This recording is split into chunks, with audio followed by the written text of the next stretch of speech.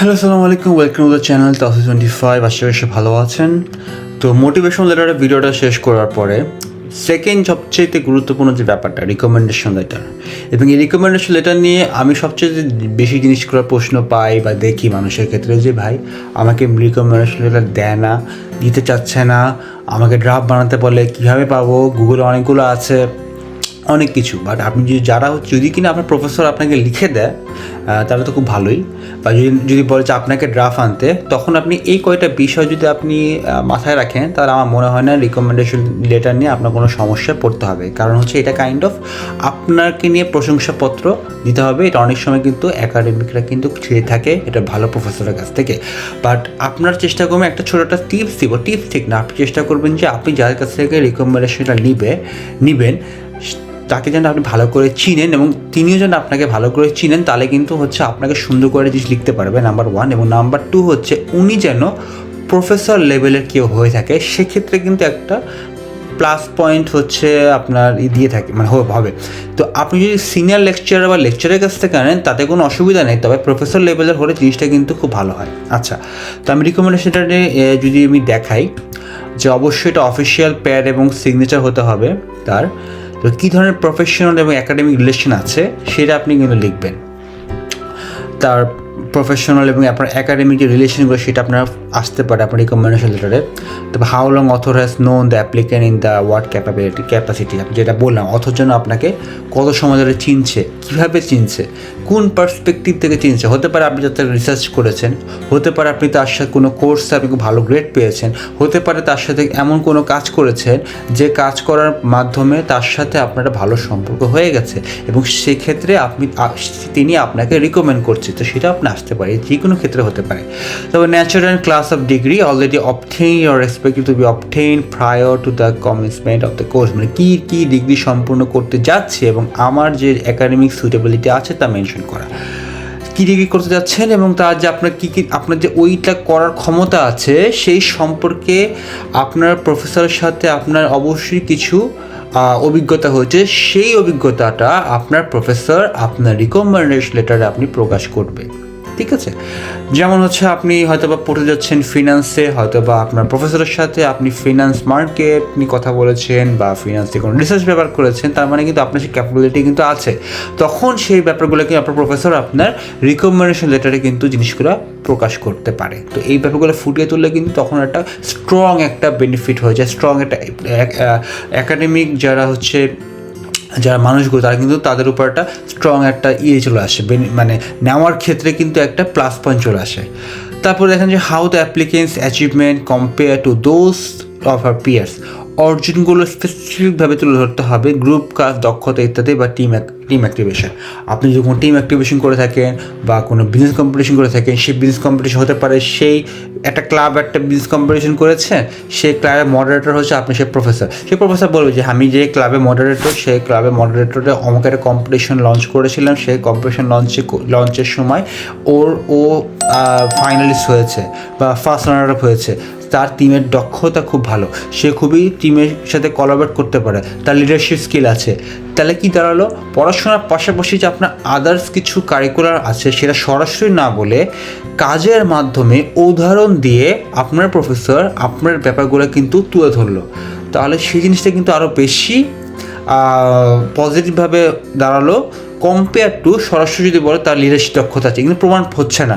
সেই প্রফেসর যদি এই উদাহরণের মাধ্যমে কিন্তু এই ব্যাপারটা বলে, তাহলে কিন্তু অটোমেটিক্যালি বলা লাগতেছে না যে তার কাজে দক্ষতা আছে, সেটা কিন্তু অলরেডি তার কথার মাধ্যমে কিন্তু ফুটে তুলতেছে। সেই ব্যাপারগুলো কিন্তু মাথায় রাখতে পারেন। তারপরে for applicants who professional qualification and experience contribute to the applicants eligibility, work experience থাকলে আপনি ওয়ার্ক এক্সপিরিয়েন্স বলবেন, এটা প্রফেসর দেবেন, এটা হচ্ছে আপনার মাস্টার্স বা পিএইচডি ক্ষেত্রে আপনার হচ্ছে যে বস আছে সে বসের কাছ থেকে নেবে, সেটা কিন্তু আপনার কাজের মাধ্যমে কিন্তু আপনার যে গুণগুলো সে গুণগুলো চলে আসতে পারে। তারপর the applicant general suitability for graduate study including distance strength and weakness, আপনার স্ট্রেংথগুলো ব্যাপারে বলবেন এবং উইকনেসগুলোর সম্পর্কে খুব কায়দার সাথে বলবেন। উইকনেসগুলো এমনভাবে বলবেন যাতে করে ওটা স্ট্রেংথের মতো করে দেখেন, মানে আপনার এই ধরনের সমস্যা আছে, আপনি এটা কাটিয়ে তুলবেন, ভবিষ্যতে কাটিয়ে তোলার জন্য আপনি এই কাজগুলো করছেন। তো এইভাবে করে কিন্তু আপনি সুন্দর করে বলতে পারেন। তো origin of type signature with অবশ্যই সরাসরি সাক্ষ্য দিতে হবে। ডিপার্টমেন্ট প্যারেজের আগে বলেছিলাম অ্যাটলিস্ট অ্যাসোসিয়েট প্রফেসর হলে ভালো হয়, যেটা আমি অলরেডি বলেছি। প্রফেসর লেভেল হলে যেন ব্যাপারটা খুব ভালো হয়। তারপর describe my academic background, how did my professors note me of the perspective, কীভাবে চিনে, কত বছর ধরে চিনে সেটা বলবেন, যেটা একটু আগে বললাম। প্রজেক্টে যে স্কিলগুলো অর্জন করেছে সেগুলো আসবে। প্রফেসরের প্রিয় স্টুডেন্ট তার প্রকাশ পাবে একাডেমিক কোয়ালিফিকেশন দ্বারা। সরাসরি বলা দরকার নেই এরা প্রিয় স্টুডেন্ট, একাডেমিক কোয়ালিফিকেশন দ্বারা কিন্তু অটোমেটিক্যালি প্রকাশ পেয়ে যাবে। এটা সবসময় কিন্তু আপনি চেষ্টা করুন, মোটিভেশন হোক বা রিকমেন্ডেশন লেটার হোক, আপনি সরাসরি একটা মোটিভেটেড এসব কথা না লিখে আপনার কাজের মাধ্যমে তারা যেন বুঝতে পারে আপনি মোটিভেটেড, কাজের মাধ্যমে বুঝতে পারে আপনার প্যাশনেট, এগুলো কিন্তু কাজের মাধ্যমে ব্যাপারগুলো চলে আসবে। The must be only unique student from my professor, ইউনিকভাবে প্রকাশ করতে হবে। স্কিলগুলো যেন এক্সাম্পল আকারে বর্ণনা করবেন, যেটা বললাম আপনি স্কিলগুলো এক্সাম্পলের মাধ্যমে কিন্তু আপনি বর্ণনা করবেন, সরাসরি বর্ণনা করার দরকার নেই। Extra curriculum activities, English skill, writing skill, এগুলো লিখতে হবে এবং কেন রিকমেন্ড করছেন তা পজিটিভভাবে এই সাইটগুলো তিনি বর্ণনা করবেন। তো নাম, পদবি, কোন ডিপার্টমেন্টের, বিশ্ববিদ্যালয়ের নাম, অ্যাড্রেস, কন্ট্যাক্ট নাম্বার, ইমেল, সমস্ত তথ্য নিচে দিতে হবে, যাতে করে অ্যাডমিশন কমিটি যদি কোনো সন্দেহ প্রকাশ করে বা যাচাই করতে চায় আপনার প্রফেসরকে যেন মেল করে এবং আপনার প্রফেসরকে বলে দেবে যদি কিনা কোনো মেল আসে তিনি যেন পজিটিভভাবে সেটা উত্তর দেন, তাহলে কিন্তু ব্যাপারটা খুব সুন্দর করে হয়ে যাবে। আচ্ছা, আমি একটা স্যাম্পল দেখাই, স্যাম্পল দেখলে আপনি জিনিসটা বুঝতে পারবেন। যেমন আপনি দেখাচ্ছি, যেমন হচ্ছে ডিপার্টমেন্ট অফ ম্যানেজমেন্ট স্টাডিজের হচ্ছে একটা রিকমেন্ডেশন লেটার, দেখেন সুন্দর করে লিখেছে ইউনিভার্সিটি প্যাডের মধ্যে, সুন্দর করে তারা সই সিল দিয়ে দিয়েছে এবং এটা আপনি এটা একটা এক্সাম্পল, সমস্যা নাই, জাস্ট এভাবে করে আপনি লিখতে পারেন। কিংবা হচ্ছে আপনি দেখেন এটা ডিপার্টমেন্ট ম্যানেজমেন্ট আরেকটা আছে, তারপরে এভাবে করে লিখতে ঢাকা কলেজের একটা আছে, এটা কুমিল্লা ইউনিভার্সিটির একটা রিকমেন্ডেশন লেটার বা ঢাকা কলেজের রিকমেন্ডেশন লেটার, হ্যাঁ, তারপরে এটা ঢাকা কলেজে একটা আছে, এরকম ব্যাপারটা। মেকানিক্যাল ইঞ্জিনিয়ার ইউনিভার্সিটি, এটা হচ্ছে university of engineer technology Lahore পাকিস্তানের একটা সেটা, এটা স্যাম্পল আর কি। তারপর এটা হচ্ছে মেকানিক্যাল ইঞ্জিনিয়ার আরেকজন, তারপরে এটা হচ্ছে সেরকম একটা জিনিস, এরকম করে আপনি এরকম হবে যে দেখতে এরকম হবে। তারপরে হচ্ছে এটাও একটা মেকানিক্যাল ইঞ্জিনিয়ার, এটা খুব সম্ভবত হচ্ছে একটা কোম্পানির, এটা 2008 সালে, এটা অনেক আগে, এটা মানে কোম্পানির একটা রিকমেন্ডেশন লেটারের একটা জিনিস। তারপরে হচ্ছে এটা একটা ব্রুনেল ইউনিভার্সিটি লন্ডনের একটা তো এরকম জিনিসটা হবে কিন্তু। তো এটা হচ্ছে স্যাম্পল, আপনি এটা এরকম নেওয়ার কোনো দরকার নেই, এটা গুগল আপনি অসংখ্য পেয়ে যাবেন। আমি যে আপনাকে স্যাম্পল দেখানোর জন্য দিলাম, এরকম একটা সিল থাকবে তার সব কিছু, তাহলে বোঝা যাবে যেটা হচ্ছে আপনার ইউনিভার্সিটি ডিপার্টমেন্ট থেকে দিয়েছে। তো এই ভিডিওটা ভালো লাগলে আপনি লাইক, কমেন্ট, শেয়ার করে রাখবেন এবং রিকমেন্ডেশন লেটার নিয়ে আমি আশা করছি কোনো সমস্যা হবে না।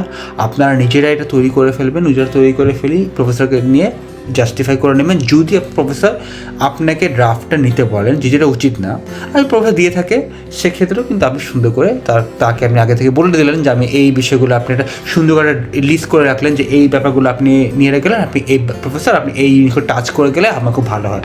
প্রফেসর সুন্দর করে টাচ করবে, হয়তো প্রফেসরকে আপনাকে ড্রাফট দেবে, আপনিও তো এডিট করে নিলেন। এইভাবে দুজনের মাধ্যমে কিন্তু সুন্দর করে রেকমেন্ডেশনটা কিন্তু তৈরি করতে পারবেন এবং এটা কিন্তু খুব গুরুত্বপূর্ণ। এবং চেষ্টা করবেন যে প্রফেসর লেভেলে হয় এবং অ্যাটলিস্ট 2টা হয়, মাস্টার্সের ক্ষেত্রে বা পিএইচডির ক্ষেত্রে তো আরও বেশি লাগতে পারে, 2টা বা 3টা, বা মাস্টার্সের জন্য 2টা হলে যথেষ্ট। তো ভিডিওটা ভালো লাইক, কমেন্ট, শেয়ার করবেন এবং আশা করি পরবর্তী ভিডিও দেখার জন্য ঘন্টাটা বাজিয়ে দিতে পারেন এবং আবার দেখা হবে। আসসালামু আলাইকুম।